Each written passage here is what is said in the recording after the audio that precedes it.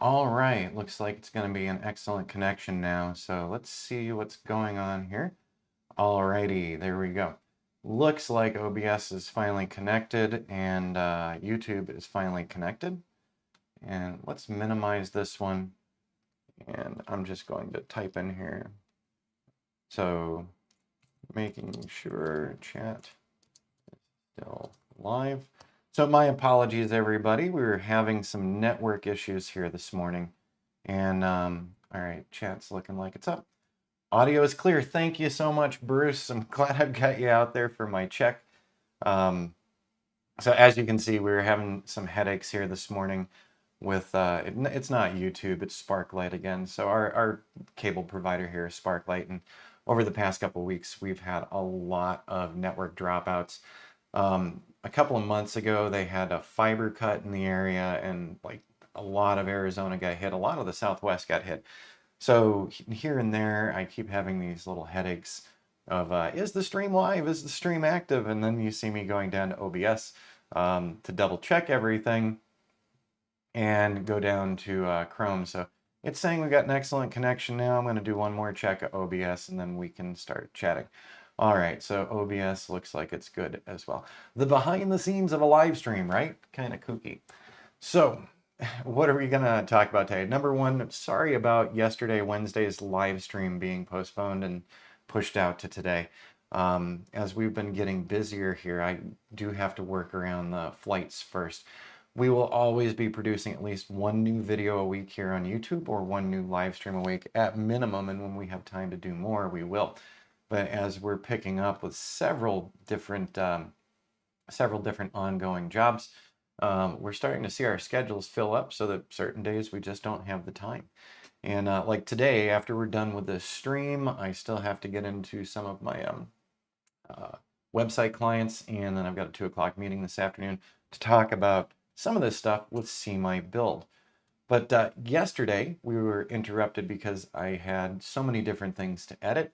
And as a matter of fact, I'm going to move out of Chrome here, and we are just going to grab Final Cut Pro here for a moment. So several days ago, we went out and flew three different properties, not one, not two, but three, and for different purposes. So 2 of the properties were our time-lapse progression reporting that we're doing, that we're building on See My Build now. And then another one was just a different type of flight altogether. And I forgot, we also had one other job this week for a client who is marking out and tracking where all their water lines are in their RV resort. And you're going to see some pictures from that after. But yesterday, I was basically stuck here in the studio for the entire day doing edits, getting things ready, getting some of these progression videos ready for client display. One of the things that we're doing with that See My Build concept, which is growing faster than you'll know, but on See My Build, let's see here, we've been making different templates and testing out some different ideas. So we've got a lot of different samples. Well, a lot of the pages in here look similar as the home buyers and the home builders take a look at it. We've got different examples to get feedback from them on what's the easiest deliverables to view. So how they want to see the videos, how they want to see the stills, how they want to see the ortho mosaics, the 360s, the 3D models. There's a lot to unpack. There's a lot of different components. So we're experimenting around. We're getting actual feedback from actual customers who are taking a look at these.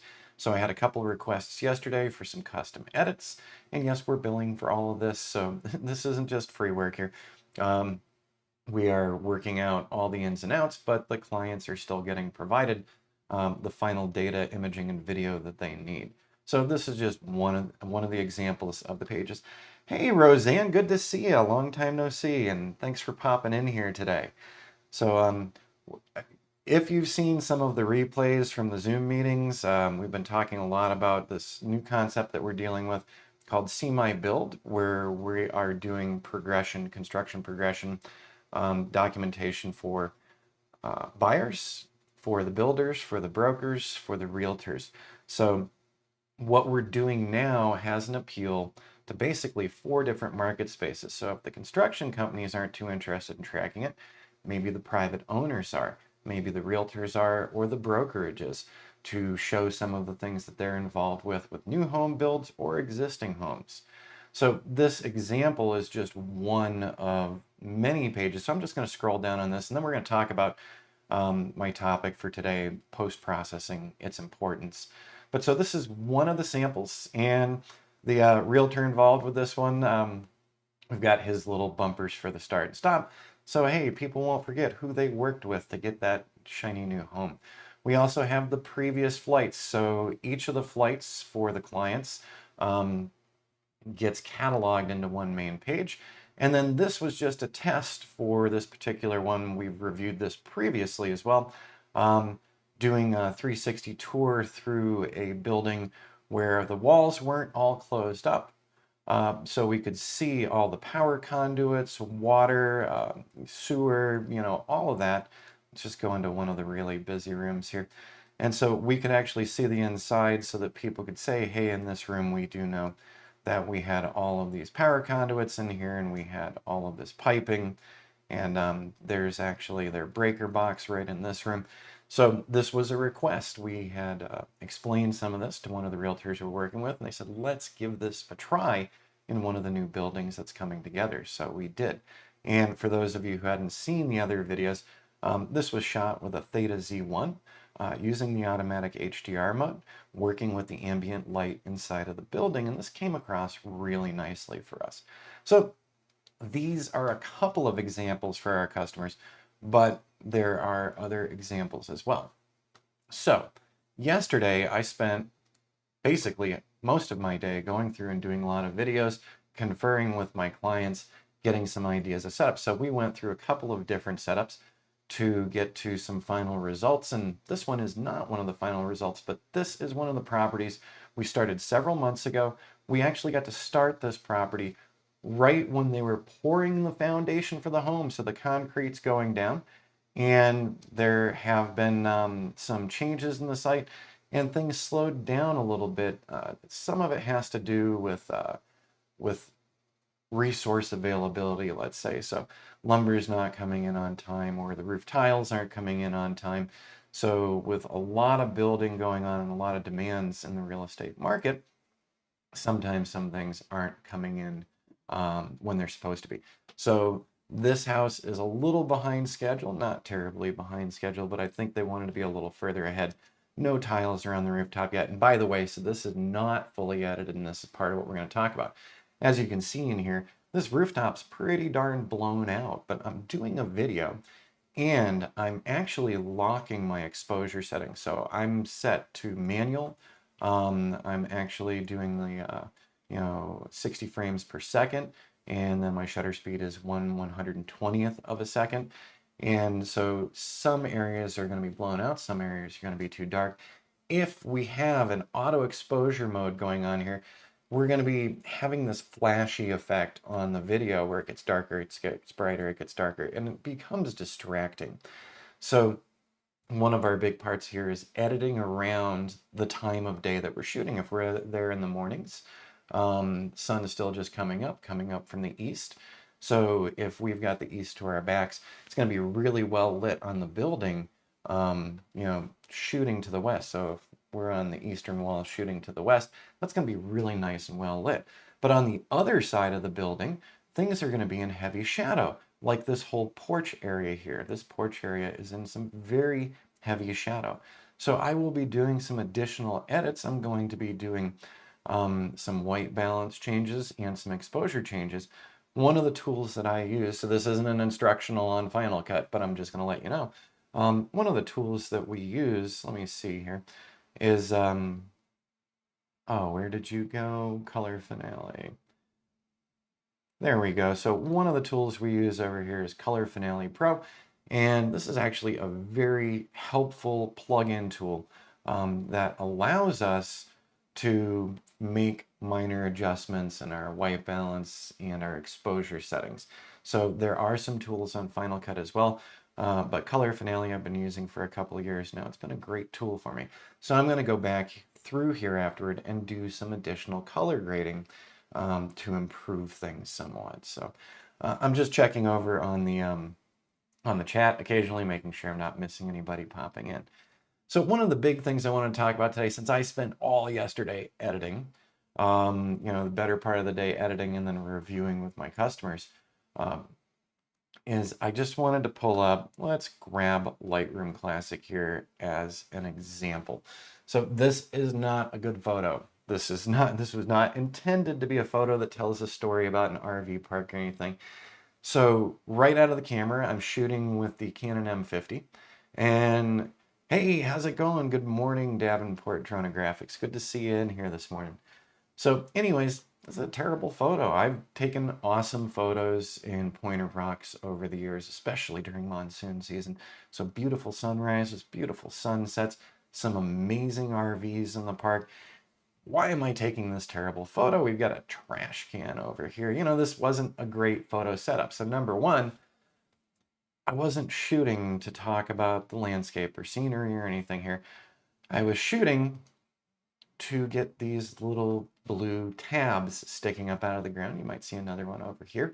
So our friends over at Pointer Rocks RV Campground are dealing with some legacy issues. The campground's been around for decades, and some of the piping and some of the water zigzags all over the park, so they're trying to get everything uniform.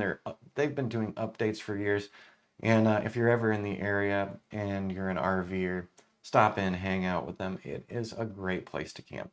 But so they have been very focused on getting everything where it needs to be, moving some of the piping in the facilities around. And so they're marking out some of the zigzags of where all the piping had been previously. So we brought the 360 camera in. I also brought the M50 just to shoot along with me as a reminder, so that when we're looking at the 360s, we know what we were looking for. But I want to use this as another example because I've talked to a lot of people on YouTube. I've had a lot of people get in touch with me privately, and I've had a lot of conversations with people about editing and editing software. In the case of this image, this is not an image I would present to a client. Too many things are in shadow. Too many things are overexposed. And so this was reference for myself. But I've been seeing a lot of stuff that I'm going to call straight out of the camera. I've been seeing more and more examples where drone operators or photographers are taking this shot and calling it good enough. And I gotta say, not good enough. So hold on one sec. I've got a distraction in the background, so just give me one moment. Let me make sure on OBS that this mutes.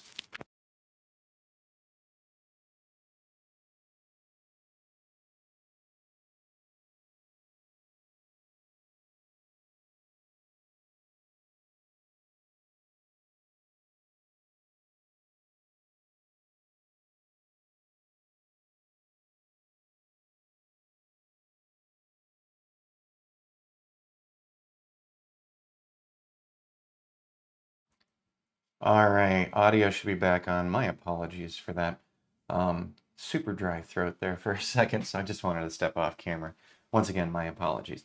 So, anyways, looking at this photo, not a great photo, and I should have taken some more time on setup if I wanted to make something pretty. But instead, I was just documenting where the pipelines were going.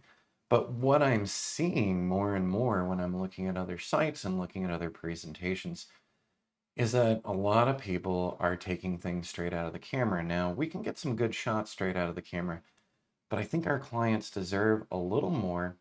And with a little bit of editing, it doesn't have to be Lightroom, it doesn't have to be Photoshop, it doesn't have to be Luminar. You can pick your favorite editing applications.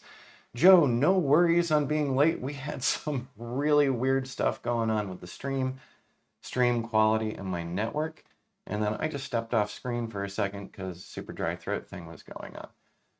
So anyways, looking at this one, this is awful, and I can do some editing here, and I am using Lightroom. Now, like I said, you do not have to use Lightroom, but you do need some kind of editing package on hand. Some of the samples that I've seen recently in some pages, because I'm always looking at other competitors and other people in the same space, but when your horizon is tilted like this, it's not a photo you present to your clients. If you're telling the clients, hey, I'm going to provide you 40 still photos, it needs to be 40 quality photos. So I just want to show you really quickly in Lightroom, and this isn't a Lightroom class today, but once again, not great. You know, all I was after was these blue markers and blue paint spots to see where those pipes were going. But can we fix something in here? I'm going to drop the highlights down. Oh, that richened the sky up a good bit. And now I'm just going to push the shadows up. And if we push the shadows up here, boy, can I see the front end of that RV now. And boy, can I make out that trash area there. I'm just going to do a quick comparison, why. And let's take a look in here. So much darker here, much brighter here. And, you know, all I did was punch up the shadows, drop the highlights, and let's take a look at those trash bins. This one's definitely in a dark shaded place. This one feels a little more well lit. Now, this is just one example of a quick edit. And like I said, you could use Affinity Photo, or you could use Photoshop, or maybe GIMP, or maybe Luminar, you know, or, you know, any of the other photo editing applications out there. But when you're done at the end of the day and you come back to the office with the images, I think your clients deserve a little bit of extra effort and a little bit of extra attention.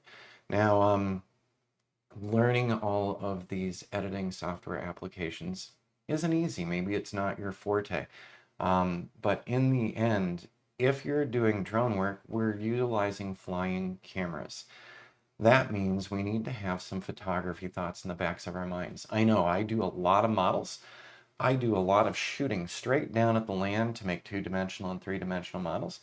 I throw the applications on automatic in cases of doing those. But when it comes to actually making images around a property, you know, around a new home, around an existing home, other buildings, I do need to pay more attention to making this look as good as I can as well. So if you're just looking to offload images from your camera, upload them on a Dropbox and let your client know, hey, I stuffed 40 images on Dropbox, I'm going to warn you, you're not going to have recurring customers doing things that way. We need a little more attention to detail, and we need to, you know, we need to create something that we're going to be proud of. Now, this simple little edit, number one, this would not be a shot to show off the park. This is a shot to show off the blue waterline markers. And by the way, now you can see those other blue ones because I pumped up the shadows just a little bit. There's another one, there's another one, and there's another one. And in the end, the whole point of this was getting some reference material for ourselves so that we could start doing a walkthrough for our friends at Point of Rock. And we are not done with this. Jody actually has been doing most of the 360 assemblies now. This is a note point for herself, so we haven't sent this to the client yet. But what we're trying to do, literally, some of the water lines in this park zigzagged all over the place, which was really interesting. When we were walking through earlier, I talked to the park owner, and he says, I don't even know why some of these decisions were made, but they are going back through, and every winter they do collect some of these things. As you can see, though, the exposure's looking pretty decent for this. We're not mired in shadows, and we're not also having blown out highlights anywhere. So here's the next one. Jody actually drew a little extra on here just so that it was very obvious about that marker. So in the case of this one, these don't have to be super beautiful, but some editing still had to happen. We had to go through and get all these markers identified. Now, let me see, it's been more than a decade, so I'm going to go on a sideline here to talk about photography and photo editing. More than a decade ago, I became friends with a gentleman named Bert Gildart, who's actually a nationally known photographer. He's done a lot of adventure photography and beautiful landscape photography, and we're both Airstream owners. We met back in 2006 and became friends pretty quickly, and Bert has been shooting a lot longer than me. So age-wise, he could be my dad, but very cool, very active guy. And Bert told me something years ago that stuck with me. He said, out of the images you take, 10% of the images that you shoot are probably going to be pretty good. And so you take from that pool of those 10, and he said 10% of those. So one image out of those 100 shots that you took is probably a rocking image. We don't have that kind of time when we're out doing drone work, do we? We're flying around properties, we're dealing with a lot of different lighting conditions, and some things aren't going to come across well for us. That's where editing comes in. And Bert had said to me back in 2006, because I was trying to be a diehard right out of the camera, I don't use editing software. And let me tell you something, that was me BSing myself. Photoshop isn't easy to learn. Lightroom is pretty easy to learn, but if you want to know all the ins and outs of video editing packages and still photo packages, you're going to take some time to learn some new software and techniques. So when Bert and I had our conversation back in 2006 and I played Mr. Grumpy Cameraman, and I said to him, well, I don't like the concept of editing. And Bert said to me, everything is edited. He said, do you know how many magazines I've been in? Everything gets edited. I think it's no different for us as drone operators, whether we're doing these construction progression sites, whether we're making interesting fly-throughs for a bed and breakfast, or maybe we're doing still imagery for a realtor who's looking to resell a property. All of these things require us, when we get back to our studios, to take the time to inventory what we shot, mark off what's garbage, and then start working with the stuff that came across good. And don't be like me, over a decade ago saying silly things like it's straight out of the camera or nothing. It's not straight out of the camera. So spending several days with Bert when we first met, we got to do some shooting together, and we met up multiple times out in Borrego Springs, California for Airstream rallies. And I saw this guy sit on the same rock day after day after day to get one photo of the bighorn sheep in the Borrego Springs area. And he came away with some pretty amazing images. I hung out with him the first day waiting for that shot, but then I had other things to do, to go mountain biking and to hike some other trails. But he had that extra time, and he was used to doing these types of wildlife shots where it might not be on day one. And after he got the shot, he still went back and did some editing work. So if you're getting in touch with me through YouTube, through private messages or anything, I cannot stress enough that you do need to learn more about editing software for video and for still images as well. And also, if you're doing construction progression reporting like we're doing a lot of here, you're going to need to learn about two-dimensional modeling software, three-dimensional modeling software, 360s. Hey, Rich, brilliant content. Just managed to catch you live. What's the biggest challenges in post-processing for me? See, Antonio, so this is the big thing in what I'm saying today. There's a lot for us to learn. I am by no means an expert with Final Cut, but I have spent years learning about Final Cut, and I'm going to give a plug again to AV Ultra on YouTube. They've got great videos for Premiere, so Adobe's Premiere, and for Final Cut. They've got other teaching online as well on YouTube, so AV Ultra. I've learned tons from them, and I'm so grateful to what they put out. So they got me moving along in my video, but I'm still not as good of a video editor as I am a still photo editor. Then the other, if we're doing 2D and 3D models, now not only are we learning about getting our images in there, we're learning about having to seam those images, make dense point clouds. Somewhere in the process, you're going to have a bigger learning experience than other parts. So you might be super comfortable with video editing, but you're not comfortable with stills. It can happen. Or somebody presents you with 323 images to make a giant model out of. There's going to be a learning curve there too. And colors get affected by our time of day shooting for models.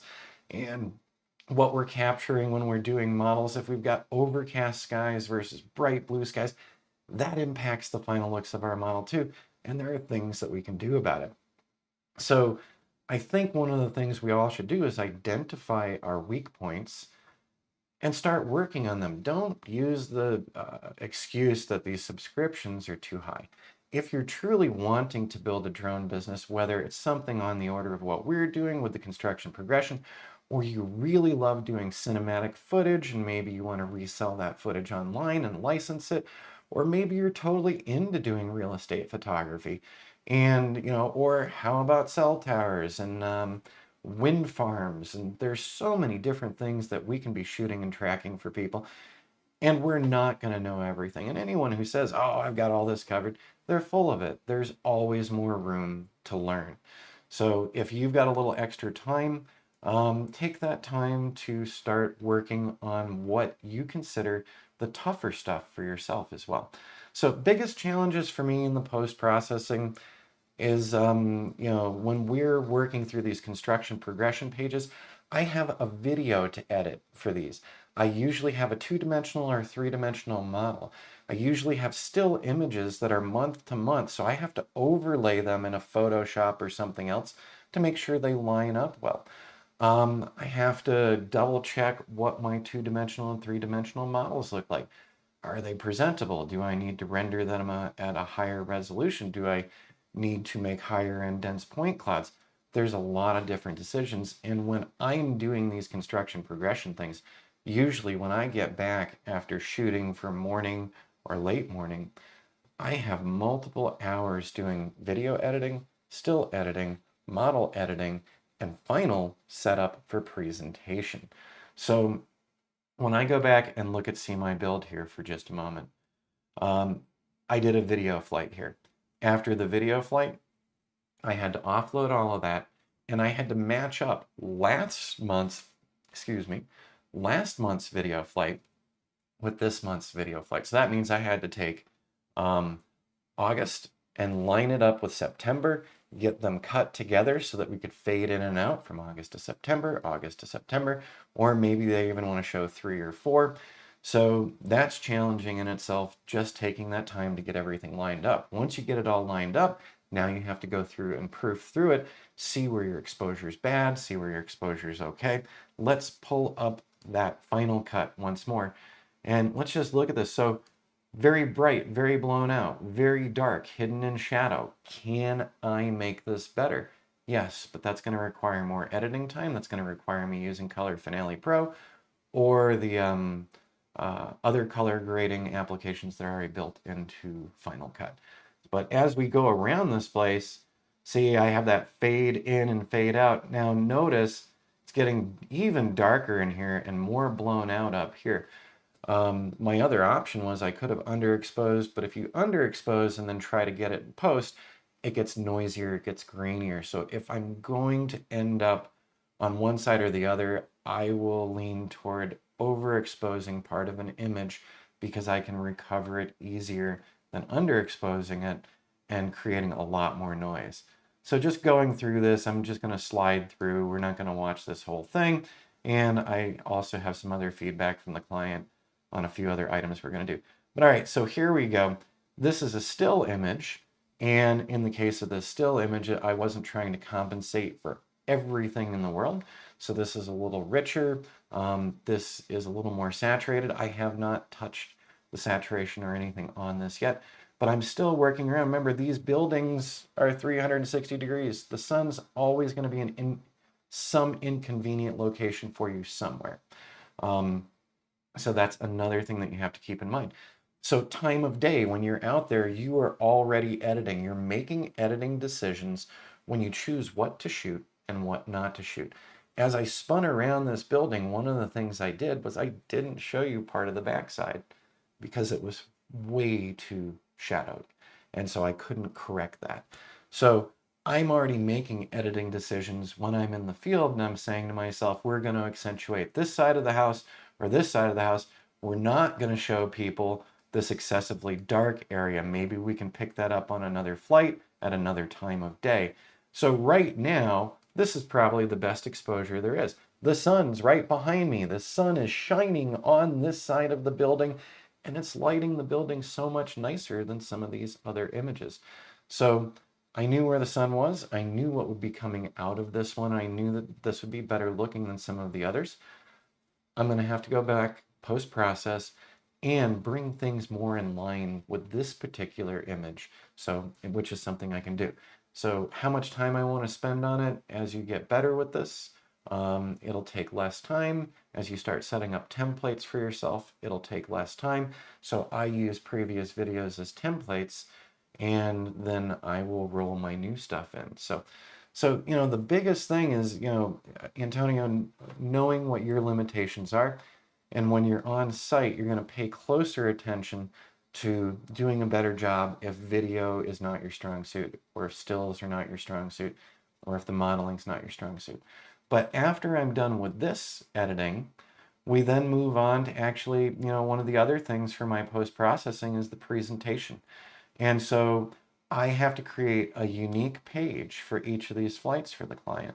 And then in the case of this one, we also had to do 360s and 360 editing. A lot of that gets handed off to Jody, so I don't have to deal with that. So I can work on my parts while she's working on her parts. And in the case of some of our other ones, let's just go back up to the See My Build real quick.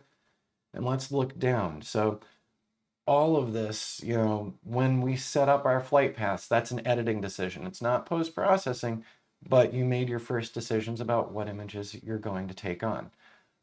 For those still images, like I said, layering last month's and this month, time consuming, but you can get it down to a bit of an art form. And then we've got our time-lapse videos and then examples of 2D and 3D models. Please keep in mind, See My Build is not completed yet. We're still roughing a lot of stuff out. More information is going to be on the front. And that's what my meeting today at 2 is, our next steps with how we're going to be doing the See My Build. So post-processing is where the magic happens, not the field. You're exactly right, Davenport. And but we can set ourselves up for more success if we know some simple photography basics. We're running a flying camera. Now, I have on my Teachable site, azdrone.teachable.com, I actually have a class called Postpart 107, where I walk you through, it's really early on in the class, but I walk you through just a standard real estate build. And then I talk about all the components that went into this standard real estate presentation. And we talked about the software, we talked about the hardware, we talked about photographic decision making and things in that one. And it is really important if you're not comfortable with photography, if you love flying drones, you want to get into this, but maybe your weak suit is not understanding basics of exposure, aperture, ISO, shutter speed. Maybe that's a starting point for you as well. So, the editing starts in our heads when we're on site and we're seeing the situation we're presented with. And like I said, let's say high sun during the day. That's a terrible time to do a real estate photo where you're trying to sell a house, okay? So if you're trying to make a really beautiful presentation for a realtor you're working for, you're probably going to be looking in the sunrise, sunset times, and you're probably going to need to take a couple trips out to the location depending on what's lit at what time of day. So a good part of my job is me checking out locations. I know I'm doing a free drive out for the customer, crazy. But when I provide them with products that they really like, it's worthwhile spending that time. Oh, thank you very much on the website, Antonio. So we've been doing this for quite a while. I've been doing custom progression reporting for clients since 2019 or later in 2018, but 2019 as well.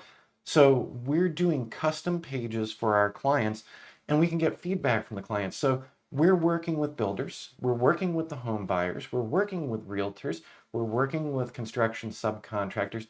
Along the way, somebody is interested in seeing the progress of this. So if the builder's not interested in doing it, the buyer might be. If the buyer's not interested in doing it, the realtor might be. If they're not interested in doing it, maybe one of the subcontractor firms who wants to put together some marketing material to show how great they are at what they do. So we have a lot of potential clients in this particular niche that we've chosen. And it doesn't even have to be residential. You can do commercial properties. You could do infrastructure properties. We've been contacted about a road connector in the Sedona Cottonwood area. And that project's on hold right now. But we were contacted about it because the construction companies wanted to document that as well. So in the end, what I wanted to get across today, and we'll wrap this up, I'm being too repetitive. Editing is important. Having some kind of editing program is important. and understanding that, you know, if we go out and we take 40 shots, they're not all our best. Let's pick the best ones we can for our clients. Let's do the editing on those things, whether it's video or stills or models. And let's highlight those really gorgeous parts. We don't have to get the whole home all the time. We don't have to get the whole building all the time. You know, if we're trying to showcase something, maybe we've got 2 or 3 locations that are really going to work for exposure and for our editing purposes. Let's focus on and highlight those.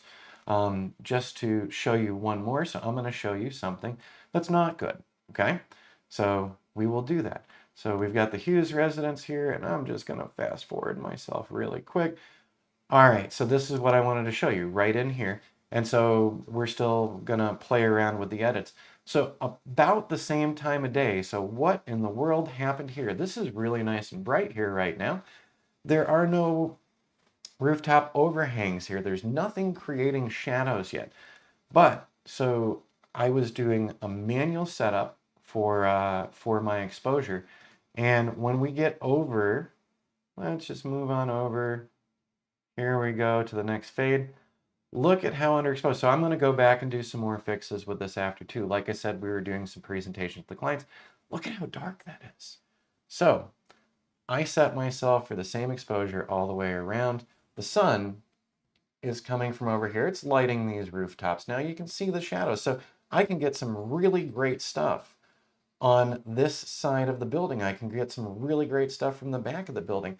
But if I want to accentuate the front of the house, which is facing north, I'm going to need to come in at a different time of day to get that if I want to accomplish everything together. So just understanding some of those photography basics, where the sun is, what you're shooting, how you're doing your exposure, all of these things are going to feed into providing that client better material. And so I'm just going to slide all the way up here, because once again, I just wanted to show you, you know, we're coming in to the north side here. So it's underexposed right in here. Is it too underexposed? Do I need to deal with this? It's going to be something I'm going to make a decision about. But like I said, so I had my exposure locked. As this starts whipping around here, this side, because of where the sun is, this side's very well lit and awesome. And we've got some roofers up there, but okay, same location. The scene is turned around 180 degrees, and what a huge difference in the exposure. Should I film from the north coming south and then fade out, and then film on the south side coming north and put those together? Or should I use that whole reel that I'm working with? Or should I use something like Color Finale Pro to see how much we can fix this up? So at the end of the day, editing is very important. If you're uncomfortable with editing, there are a lot of resources out there to learn video editing, still photo editing, 360 editing. So rather than just dumping the image card off at the end of the day, let's take a little extra time and give our customers a little extra. Now let me look down here. Can you identify, where does the most interest come from? Is it realtors? So Antonio, it's been construction groups for us, but then earlier this year we met up with a realtor who's dealing with some higher end properties, who stumbled across our AZ drone website, liked what he saw, and got in touch. And so we've been doing a lot of projects with him and with some of the builders that he's dealing with. So I'm because of how we did our website, azdrone.net, we are selling very hard the construction progression work that we're doing, because I enjoy it. I have fun with this. So not only am I doing a job that's valuable to my clients, I'm having a good time. So it's awesome. And so these people have mostly been finding us through the web, and now we've been getting some more word of mouth as well. Well, all right, everybody. So go find that part that you're most uncomfortable with your drone work and start doing some more practicing. And you'll see the differences come pretty quick. And also pay attention to where you are outside. Pay attention to where that big burning ball of fire is, because that's going to impact a lot what we can present our customers. By the way, look at how great this exposure is here on this side because of where the sun's coming in, compared to us being just a little ways back. And wow, what a difference, you know, where we're shooting from. All right, everybody, thanks for popping in today. Once again, sorry for the cancellation of yesterday's. By the way, before we go, our weekly live streams are probably going to move around because we do have more projects coming up. We will have at least one new video or one new weekly live stream here, but I'm going to have to ask you to indulge and be a little flexible with when we change what days we're doing that on. For our patrons, we're still doing our Sunday Zoom meetings as well, so nothing's changed with that. And so we will not see one this week because the fourth Sunday of every month we don't do the Zoom meetings because I'm flying a client project. All right, everyone, I hope this was informative, useful, and helpful for you. Please like and subscribe down below. Check out our Patreon channel, and to all our patrons right now, thanks for supporting this channel. You've all been really awesome. I've been having fun doing the Zoom meetings with you too. I hope you've enjoyed them as well. All right, everybody, have a great rest of the day. I've got a lot more editing to do here. And then I've got to go talk about this See My Build website with our clients because we're going to be doing a lot more. So this updates on See My Build should be coming faster, but you are welcome to take a look around. Once again, these are all example things. So you can take a look at the double Adobe house. You can even take a look at a raw land site that has yet to be completed. So this one is just the building pad and everything. All right, everybody, we'll see you again real soon on an upcoming video. And I hope you have an amazing rest of your week. All right, let's find, where is Google? There it is. All right, everyone, we'll see you later. And we'll end that stream.